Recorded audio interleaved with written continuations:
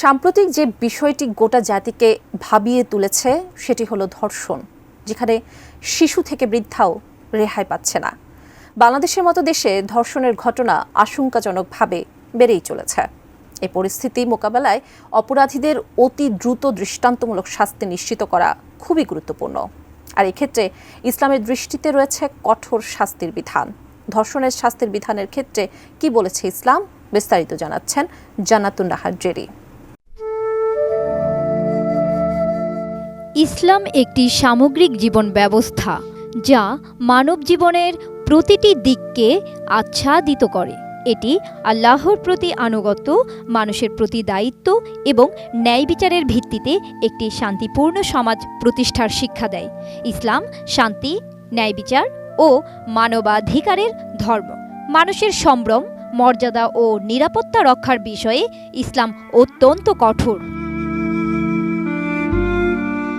ইসলামে ধর্ষণকে একটি ভয়াবহ ও জঘন্য অপরাধ হিসেবে গণ্য করা হয়েছে।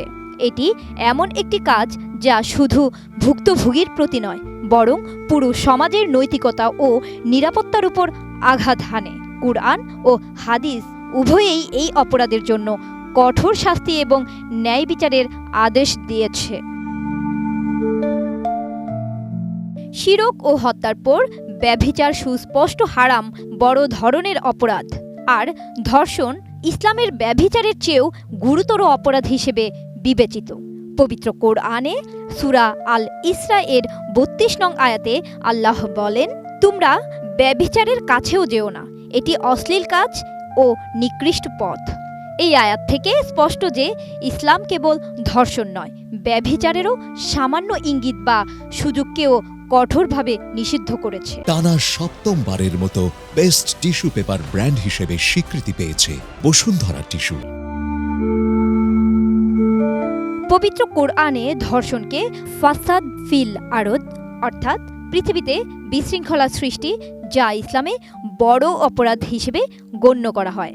সূরা আল মায়েদার ৩৩ নং আয়াতে আল্লাহ বলেন, যারা পৃথিবীতে দুষ্কর্ম ও অশান্তি সৃষ্টি করতে চায় তাদের শাস্তি হলো হত্যা, শূলবিদ্ধকরণ, বিপরীত দিক থেকে হাত পা কেটে দেওয়া অথবা দেশ থেকে নির্বাসিত করা।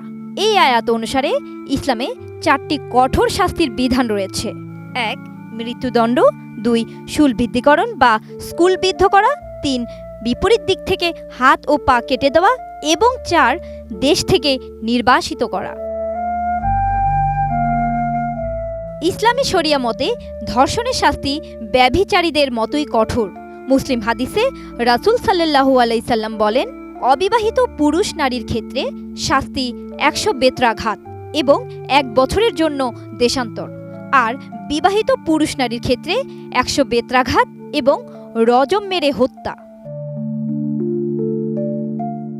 বর্তমান সমাজ ধর্ষণের শিকার হওয়া নারীকে বাঁকা চোখে দেখে, তার প্রতি অবহেলা ও নানান কটূক্তি করে থাকে, যা কোনোভাবেই কাম্য নয়। কেননা ধর্ষিতা যেহেতু অত্যাচারিত, তাই ইসলাম তাকে শাস্তি থেকে যেমন বিরত রেখেছে, তেমনি তার প্রতি খারাপ দৃষ্টিভঙ্গি দিতেও নিষেধ করেছে।